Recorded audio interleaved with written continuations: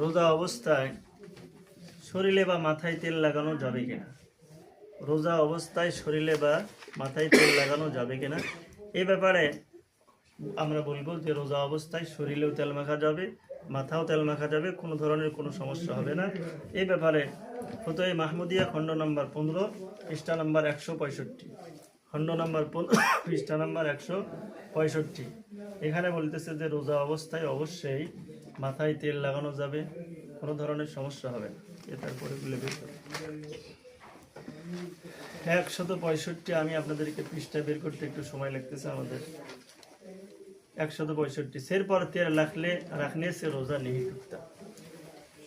যে মাথার উপরে তেল লাগাইলে বা শরীরের যে কোনো জায়গায় তেল লাগালে রোজা অবস্থায় শরীরে তেল লাগায়, মাথায় তেল লাগায়, এই তেল লাগানোর কারণে রোজা নষ্ট হবে না।